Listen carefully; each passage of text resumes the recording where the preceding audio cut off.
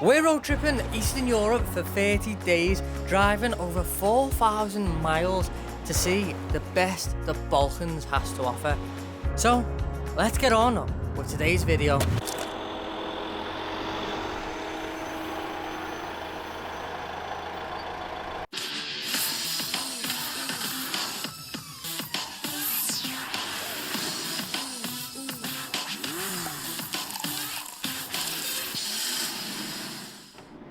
What's up NTV? Come check out my crib. So unlike last year, we've got a big spacious camper van. In it, we've got two fully turnable chairs. We've got ourselves a cooktop here, 2 burners, gas, a nice little sink to do our washing. We've got another bed here, is where we keep the food.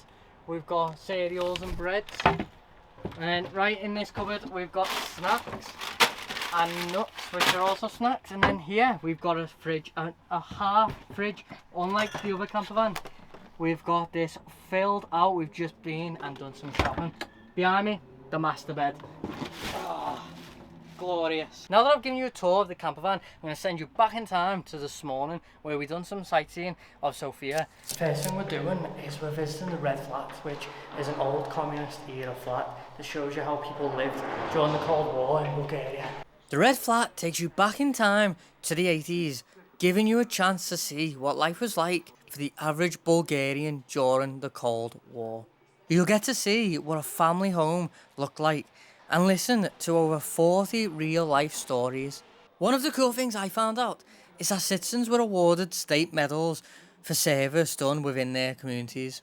Jack just found a newspaper from the 50s that showed Bulgarian propaganda against the United States, which is true, but it's used to paint the United States in a bad light.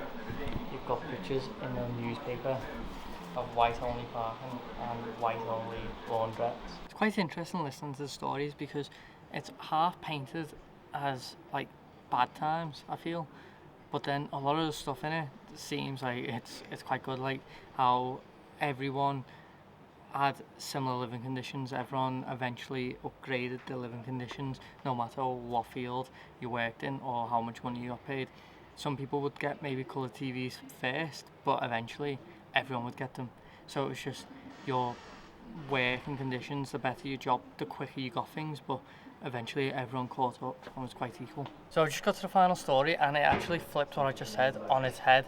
The Socialist Party at the end allowed capitalist reform, and the dad in the story lost his job, lost all his savings, and the kid was struggling to go to university. He had to remain at home to go to university. He couldn't afford to move abroad. The Red Flat was actually quite good. It had 46 stories, audio stories, and it lasted for over an hour, so definitely get your money's worth.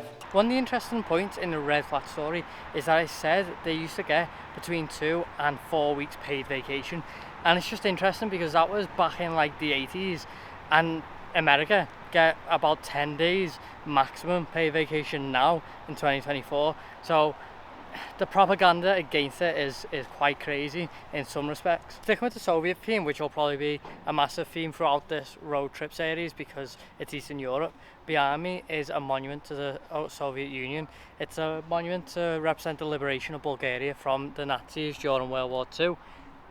But as you can see, it's got scaffolding all over it because the top monument is actually being removed and placed into a museum, as they done a vote in Sofia and 30% of the people wanted it removed, 30% wanted it put in a museum, 30% wanted it to stay, and then 10% just didn't care. So now it's in a museum. It's a disgrace. Why? I mean, you can separate the working class soldiers who died in another country from the regime that they obviously disagree with. It's disgraceful.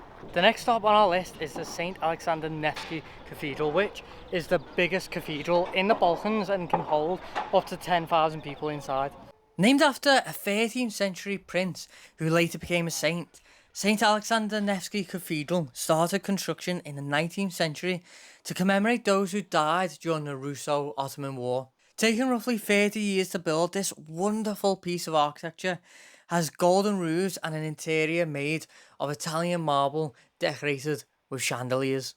Now that we've done a little bit of sightseeing, it's time to try some Bulgarian food, and this is a banitsa, which is a bit like a burek that I had in Albania. It's thin pastry, rolled up and filled with things like mushrooms, rice, tomatoes, onion, anything really. I think you can get it with cheese and meat. It's like a big pasty. Let's give it a try. I don't think it's as good as the burek from Albania, but it's definitely better than the spinach one I had. To be honest, it's a little bit mushy on the inside, and it's not hot, it's cold. I don't know if they normally serve it cold, but where I bought it from, it was served cold, so it's cold rice and mushroom.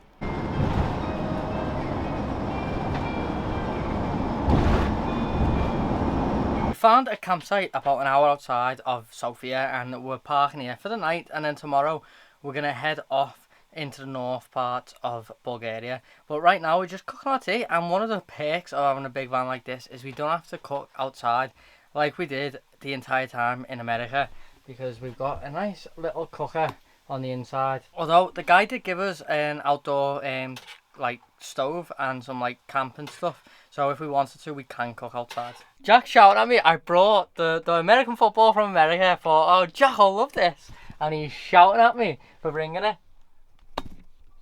You know who will love it? Anthony. Me and Anthony play with this every single day.